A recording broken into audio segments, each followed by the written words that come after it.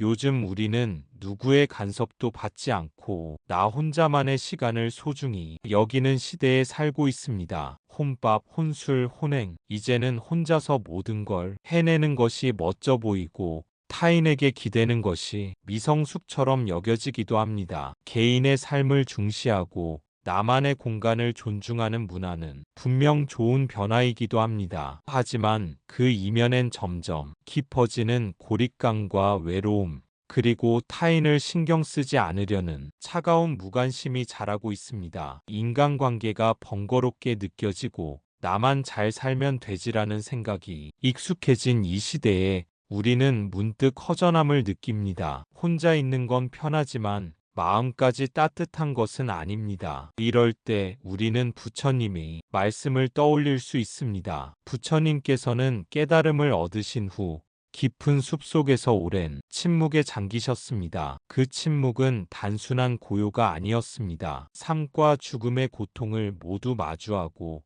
모든 번뇌를 끊어낸 후의 침묵. 하지만 부처님께서는 그 침묵 속에서 고민하셨습니다. 이 위대한 진리를 세상에 전해도 과연 누가 알아들을 수 있을까? 욕망에 휘둘리고 집착에 눈이 먼 중생들에게 이 미묘한 진리를 설한다는 것이 과연 의미가 있을까? 그 깊은 고요 속에서 부처님은 한 가지 결론에 이릅니다. 듣는 이가 적더라도 단 한 사람이라도 이 진리로 깨어날 수 있다면 그 길은 가야 한다. 이것이 바로 자비입니다. 부처님은 자신을 위해 깨달았지만 세상을 위해 다시 일어나셨습니다. 그 한 걸음이 지금까지 이어진 자비의 가르침이 된 것입니다. 깨달음은 철저히 개인의 체험이지만 그 깨달음은 반드시 세상과 연결되어야 참된 의미를 가집니다. 자신만 평안하다면 그만이라는 생각, 그것은 불교가 말하는 해탈과는 거리가 멉니다. 진정한 해탈은 고통받는 이들과 함께 괴로움을 넘어서려는 마음, 그 자리에 깃든 연민과 자비에서 비롯됩니다. 그렇기에 부처님은 세상을 외면하지 않으셨습니다. 홀로 평온한 열반에 들지 않고 번뇌 가득한 세상 속으로 다시 걸어 나오셨습니다. 자신의 깨달음을 나누기 위해 중생과 함께하기 위해. 이것이 오늘 우리에게 주는 메시지입니다. 관계를 멀리하고 싶을수록, 고요함 속에 머물고 싶을수록 한 번 더 떠올려야 할 것은 나만을 위한 평안이 과연 진짜 평화인가라는 질문입니다. 그 질문의 끝에서 우리는 부처님의 자비와 마주하게 됩니다. 혼자 사는 시대일수록 그 자비가 더욱 필요한 이유입니다. 세상의 번뇌는 너무 깊고 진리를 알아들을 이가 드물다는 이유로 이 진리를 혼자 간직한 채 열반에 들까 고민하셨지요. 하지만 부처님은 곧 마음을 돌리셨습니다. 지혜로운 이도 있고 듣고자 하는 이도 있으니 중생을 위해 이 길을 나누자고 결심하셨습니다. 그 순간이 바로 개인의 깨달음이 자비로 확장되는 첫걸음이었습니다. 개인의 자유는 중요합니다. 그러나 부처님은 자신만의 해탈에 머무르지 않으셨습니다. 그분의 삶은 늘 타인의 괴로움을 함께 보려는 눈, 중생의 어리석음을 안아주는 마음에서 시작되었습니다. 그 자비는 단순한 감정이 아니었습니다. 부처님께서 말하신 자비는 괴로움을 없애기 위해 실제로 움직이는 힘이었습니다. 타인의 고통을 그럴 수도 의지하고 지나치는 것이 아니라 그 고통이 줄어들 수 있도록 삶을 바꾸는 실천이었습니다. 그래서 부처님은 가르치셨습니다. 한 사람이 괴로움을 덜면 그로 인해 또 다른 이도 편안해질 수 있다고. 한 마음이 밝아지면 그 따뜻함이 반드시 주변으로 퍼져나간다고. 그렇기에 부처님은 늘 타인의 마음을 살피셨습니다. 말을 전하기 전에 상대의 성품과 처지, 감정과 괴로움을 먼저 보셨습니다. 깨달음을 가르칠 때도 그 사람이 지금 어디에 있는지를 먼저 이해하려 하셨지요. 이것이 바로 자비의 지혜입니다. 남을 도울 때는 내가 옳다는 기준으로 밀어붙이는 것이 아니라 상대의 눈으로 세상을 함께 바라보는 일. 부처님께서는 그것을 실천으로 보여주셨습니다. 그리고 그 실천의 근본에는 항상 연기법이 있었습니다. 모든 존재는 서로 영향을 주고받고 홀로 존재하는 것은 아무것도 없다는 이 진리, 내가 괴로운 것도 내가 행복한 것도 결코 나 혼자만이 일이 아니라는 사실, 그 이해가 깊어질수록 우리는 개인의 자유와 동시에 타인을 향한 책임감을 함께 느끼게 됩니다. 자유롭게 살아가되 그 자유가 타인을 아프게 하지 않도록 자기 삶을 잘 가꾸되 그 삶이 다른 이에게 따뜻한 영향이 되도록 부처님은 그런 조화로운 길을 걸으셨고 그 길을 우리에게도 보여주셨습니다. 이기심 없는 개인주의, 자비심 있는 자유. 그것이 부처님이 말하신 함께 깨어나는 삶이었습니다. 법구경에는 이런 말씀이 있습니다. 자신을 이롭게 하되 남도 이롭게 하라. 둘 다 이롭게 하는 길이 가장 바른 길이다. 개인만의 해탈이 아닌 함께 자유로워지는 길이야말로 부처님이 걸으신 수행이었습니다. 오늘날의 개인주의는 자기 삶을 책임지고 자기 선택에 집중하는 태도입니다. 그 자체는 결코 나쁜 것이 아닙니다. 그러나 이런 개인주의가 이기심으로 흐를 때 문제가 됩니다. 내가 편하자고 남을 무시하고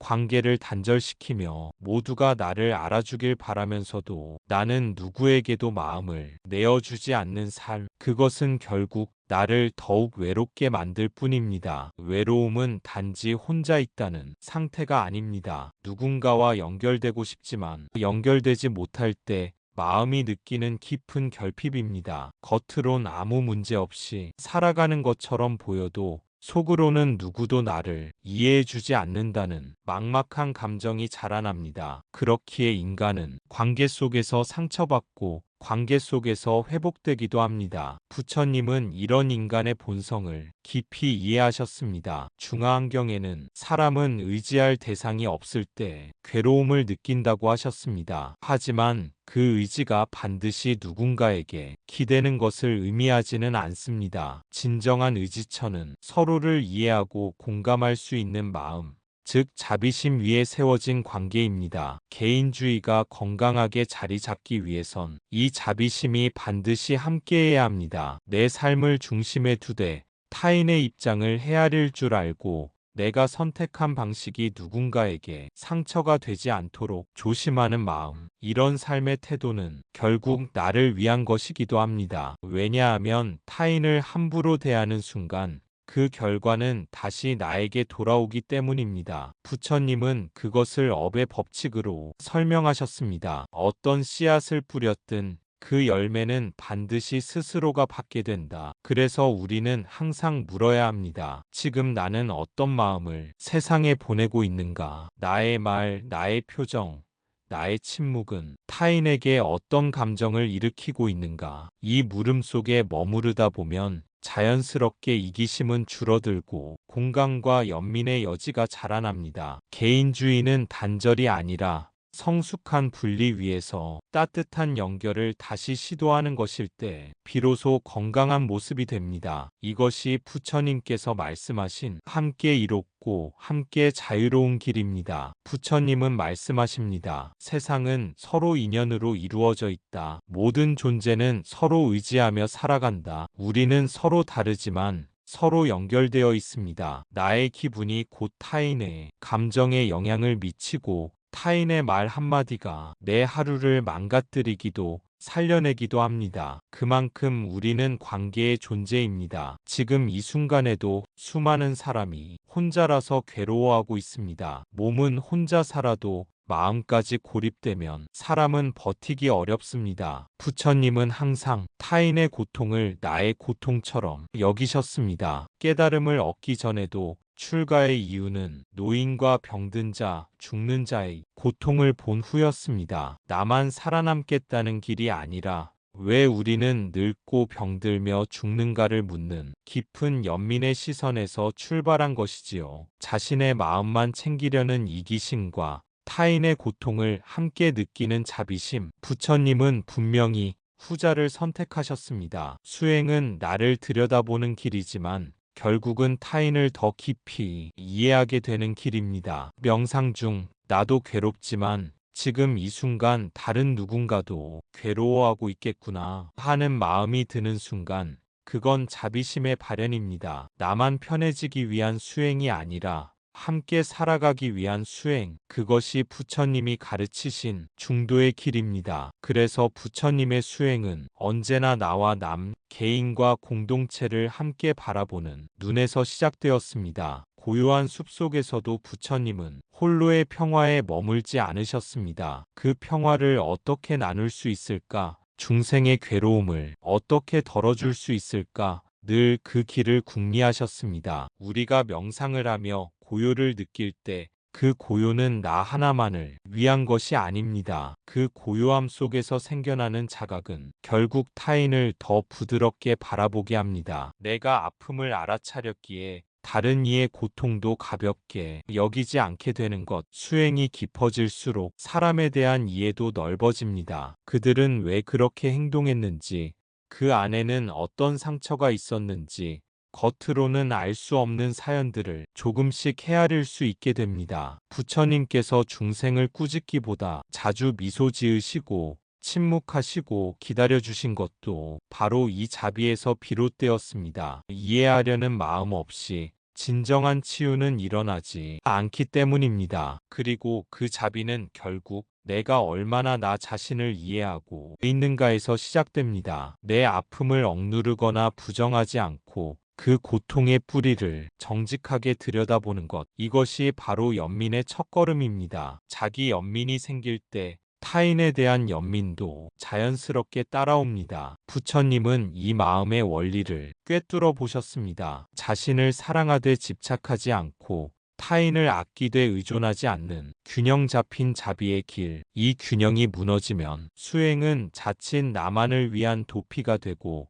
타인과의 관계는 피곤한 짐이 되어버립니다. 하지만 부처님께서 가르치신 수행은 고립이 아닌 연결을 위한 길이었습니다. 나를 알고 타인을 이해하고 그리하여 함께 괴로움을 덜어가는 길. 그것이 바로 자비로 살아가는 수행자의 삶입니다. 소셜미디어에서는 수많은 말들이 오가지만 진짜 마음을 나누는 일은 드뭅니다. 우리는 알고 있습니다. 연결된 듯하지만 실은 더 멀어지고 있다는 것을. 부처님은 말보다 마음을 보라 하셨습니다. 사람을 있는 그대로 보고 서로의 고통을 이해하며 도와줄 수 있다면 도우라는 가르침. 그 자비는 대단한 행동이 아니라 너도 힘들겠구나 하고 마음속으로 한 번 더 헤아리는 것에서 시작됩니다. 지금 우리는 개인주의 시대에 살고 있습니다. 하지만 그럴수록 자비는 더욱 절실해집니다. 자비는 거창한 계획에서 시작되지 않습니다. 누군가의 말에 귀 기울여주는 일, 무심코 던진 말이 누군가에게 상처가 되지 않도록 조심하는 일, 그런 작은 마음 씀씀이가 모여 세상을 조금 덜 차갑게 만듭니다. 부처님께서는 자비를 행동으로 표현하셨습니다. 길에서 다친 동물을 보살피셨고